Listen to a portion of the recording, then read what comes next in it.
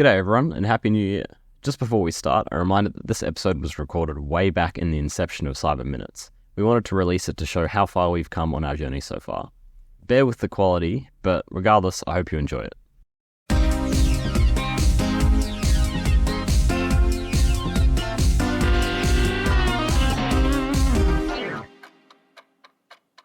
The Cyber Minutes podcast is for educational purposes only. The views expressed by hosts and guests are their own, not necessarily their employers. Advice discussed is general advice. We promote ethical discussions, not illegal activities. Listen responsibly. Well, welcome back to the Cyber Minutes podcast. We have Flynn, and myself, Max, as always. We've got a topic on open source versus closed source. As you may know, open source just means the code for a software or a product is available online for anyone to take, manipulate, use it, distribute it, anything you want to do with that code online, you can do it. It's belongs to everyone. Closed source means just private. So private code, things like all of any companies you may know, most of their code's going to be private. So this kind of topic is, what are some of the benefits of being either or? Maybe we'll start off by kind of portraying this in a way when referring to VPNs, or password managers might be a good one. Mm. I know you're kind of with the password manager. Yeah. I mean, I understand the detriments to password managers, but in the perspective of open source, the main overarching spoken about benefit is just that, if everybody can find the vulnerabilities, everybody can, and therefore the hope is that white hats will find the vulnerabilities before the black hats will, and they'll get patched before anybody suffers from the vulnerabilities. That's the main benefit. The main benefit to closed source is that if nobody can find the vulnerabilities, nobody can. And that also includes the developers. Well, the developers can find the vulnerabilities, but it's the point that nobody's looking for them besides the developers. It's a much smaller pool of people looking at the source code. One thing I will say is, we were talking about white hat hackers finding the vulnerabilities first. I think that what is the incentive for a white hat hacker to find an open source thing? Is there a bounty? Because I think this is an important thing where if something's open source, everybody can see it, but if there's no benefit to somebody to going and finding vulnerabilities, you're only really exposing it to adversities, I suppose. The benefit, I guess, is identical to the benefit of producing open source software. A lot of open source companies, so back to the topic of password managers, there's two main open source password managers that I know of, Bitwarden and Proton. Proton Pass is quite new. Their main profit model is providing the cloud hosting of these password managers, but they've certainly lost a bit of profit in developing them open source, but there's, I guess maybe from their perspective, there's been a massive security increase to having the code out there and having everybody look at it. Yeah. What I'm kind of saying is that, say we have an even pool of bad actors and good actors. What's the benefit? Bad actors, their main benefit is that they're going to breach the company, which is a direct monetary gain. Yeah. If we don't have the right measures in place for white hat hackers, say bug bounties or whatever, what is the incentive of white hat hacker to go and find these vulnerabilities and help the company? It's good of them. I mean, that's a question that I guess I do ask myself sometimes and probably haven't asked myself enough. Clout? But maybe recognition, clout? Yeah, I think that might be. Yeah, but for people that are getting recognition a lot of the time, maybe I could be wrong, but I would assume that they're probably people that are younger trying to get into the industry. Imagine, just as hypothetical, that an APT decides to attack an open source project. Okay. Not that they're probably going to, yeah. because I assume most open source projects aren't highly critical. No. Obviously, that an APT is going to be more advanced than just a guy trying to get into the industry and trying to get some recognition. Yeah, that's true. Oh, it might not always be the case, but I think it's of concern. I don't really know if the benefit of open source where everyone can use it, but the code's all there for everyone to see. I don't know if that's better than having it private. I guess GitHub is sort of the exception to that. I think that GitHub is awesome, and having people publish stuff on it, it's a real big benefit. But yeah, I think a lot of people publish open source software as a way of furthering their career. This is mainly for small developers, but large scale companies, think the main way they attract people to look for bugs and vulnerabilities in their product is probably just people benefiting who use the product and want to make sure it's the best it can be. I guess That's a good point. yeah, I don't know anybody who looks at open source and tries to find bugs in it. There is a bit of a question: how many people are out there doing this? And I suppose on another note, maybe that's bad for marketing. If you're putting your open source code out there solely for your clients to find issues and then fix them, like, what's the benefit of the client? They could just go to another. Exactly, yeah.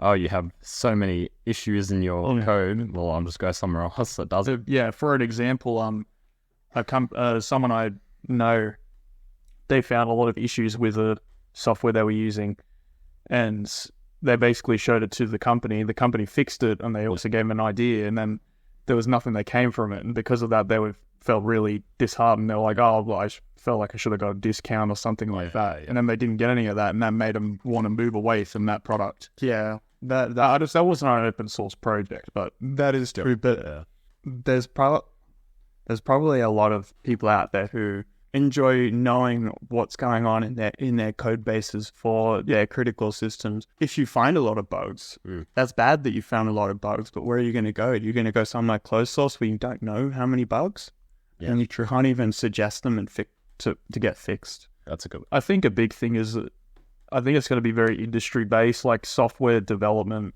early stages, as you said. Smaller companies that's probably going to be benefited for them a lot of the time, but obviously these bigger companies that hold a lot of sensitive data PII, it's probably usually a no-go. Let's move on. So IoT and AI, kind of a little backdrop on this topic is, if you haven't heard of IoT, which I'd be surprised if you hadn't, but IoT is Internet of Things. It just means having all of your devices hooked up to your Wi-Fi. That means your fridge or your lights or your toaster or whatever. So that's what that is. There's a big question nowadays of, will the same rush kind of happen with AI? Will we get random products that are not only connected to your internet, but are running instances of either language models or AI systems that are connecting to a cloud somewhere that you don't really know about? What are some of the potential problems with treating AI as this gimmicky thing in the same way as having 10 devices which all connect to your router as well? Yeah, I think that I'm actually going to disagree with you slightly. A problem I see is that people aren't necessarily addressing that this is an issue where AI is getting added to devices unnecessarily, just to add to the IoT thing. So a big problem with that is that everything started getting internet connectivity, and a lot of the time these are really weak entry points to systems, and a lot of the time they're just used for botnets and stuff like that. For an example, Flynn and I were talking to a friend the other day, and his alarm clock / sleep application was using a integrated, I think it was GPT-4. I have no idea why it was there. Which is why we started the discussion, and we were like, I think that we might end up moving that way, where AI is such a hot topic that people just want it in their apps for whatever reason. I want to be able to talk to my toaster. And with AI getting more popular, there's going to be more vulnerabilities that come from it as well. Yeah, of course. Yeah. Does my toaster need to talk to me? No. I think in the age of, is AI supremacy just around the corner? Yeah, I think it's a bigger issue with, in general, that niche functions are cool, but at the end of the day, we need to take a look at what we're using. What do we actually need from this? Yeah. Why is it bad to have AI on these apps? Like, why would it be bad for our friend's sleep app to connect to ChatGPT? Well, there's obviously the stuff that in the future there'll be vulnerabilities that come out. But a big thing now is that so there's going to take training data, of course. And to build an effective AI model, you need a ton of training data. So they're more than likely going to be using your data. Some people are not going to be comfortable with that, especially something like sleep data. Who knows? It's like it could be taking voice data, could be doing anything. We could say as well, say that you've bought a product that's alarm clock or something. You buy a product, it's by a certain company, and they've hooked GPT-4 into the back of it. What you're also doing is opening yourself up to more attack vectors potentially for your data. So now there's not only the company that created the alarm clock that if they get breached, are they taking your data? Also, what if OpenAI gets breached? Your data's also going to get lost. So you're opening yourself up to more attack vectors than you were before. Or are they using a random dingy company in China to supply their AI stuff? Is that then going directly to the Chinese government? Yeah, there's so many vectors that are being opened up. And then I suppose might be too much useless integration. Yeah, this is the big thing is just it's unnecessary. So why even add it? You're just going to be adding somewhat of a risk. But I don't know. What if someone theoretically could control the AI? That's not really a big issue with the sleep thing. I think. But like I don't know. What if someone started talking to you through your sleep alarm clock? Would you be okay with that? Yeah. That might be paranoia, but it actually worked. No way. Well, for example, for the IoT thing, going back to that massive, really scary thing that was happening for a while, was that cameras and baby cameras would be that's right. internet. Yeah, were connecting to them, and they were talking to people in their living room. Yeah, having more internet connections is bad. I mean, that's a much more obviously bad because you're just opening up a whole can of worms. But later down the line, when we continue to see AI, we're going to continue to see different ways that it's exploited as well, which may not be so obvious right now, but in the future, they're probably going to be a little bit more obvious. But the point is why do we need that? Yeah. Why even bring it in to begin with? Yeah, that's definitely a case. And the whole data issue is a massive issue right now. Like you pretty much don't own who you are right now because most people just put whatever they want online. Yeah. Don't think twice about it. But you should. Yeah, you should. And some of it's not even controllable and it's already online. Exactly. Cool. All right, well, let's move on. Cybersecurity in Australia. Can we achieve the best security in the world by 2030? So this has been brought up a little bit. So I believe it was the Australian Information Security. It was a government entity. It was a government. One of the newly appointed government entities said that they expect that we're going to have the best cybersecurity in the world by 2030. They said it at conventions. They said it sort of on the news everywhere. Are we going to? No. I think it's wishful thinking. I think that no. I think that we can get in the right direction.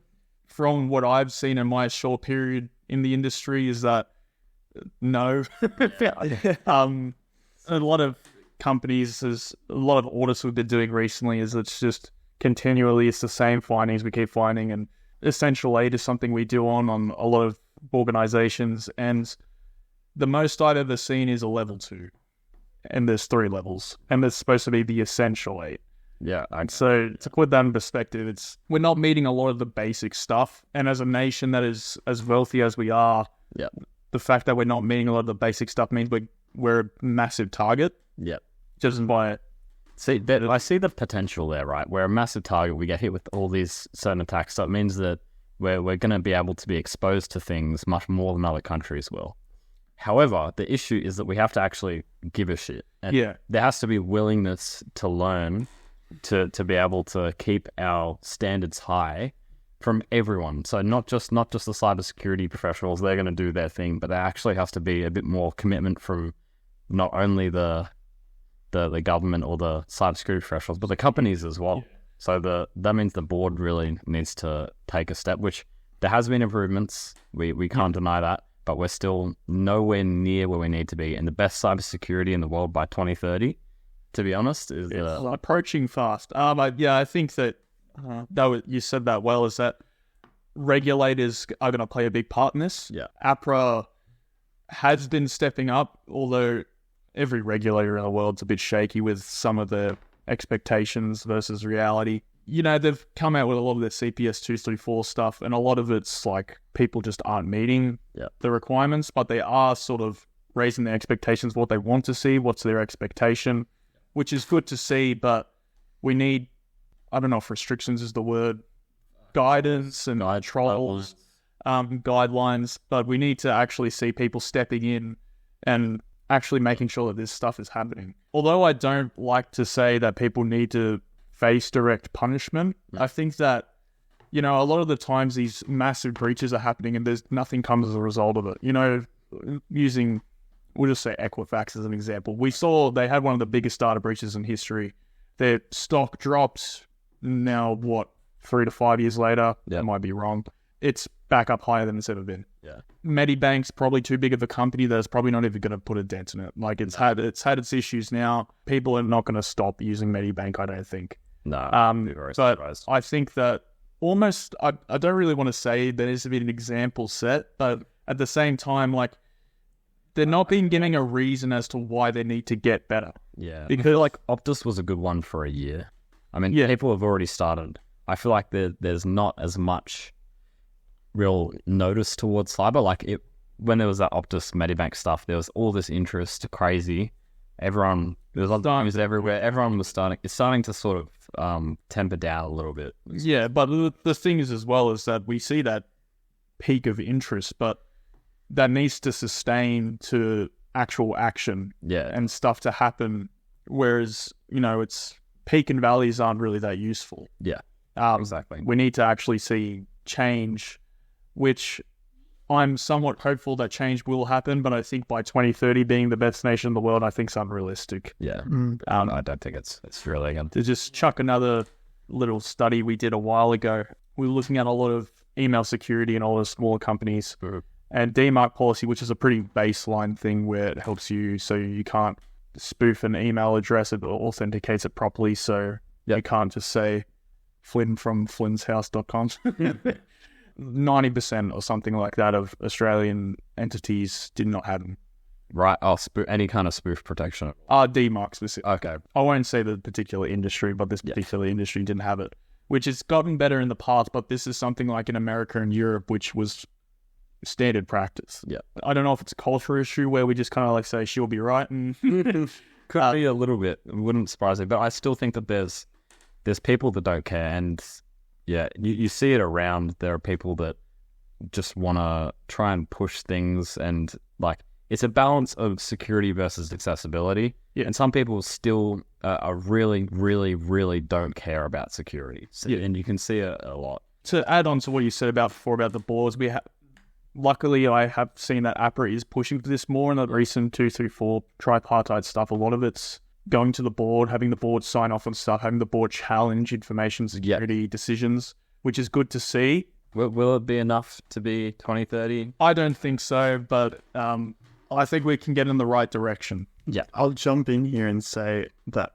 I also disagree from a different perspective of in the software development industry, we don't care about cybersecurity probably as much as we should, really. In my degree, I've only done 2 cybersecurity courses. I've done one on cryptography and one like baseline cybersecurity course. But for the most of software engineers in my degree are only going to have done one cybersecurity course. And it was a very overarching one, didn't really focus on any technical aspects of hardening the systems that you develop to attacks.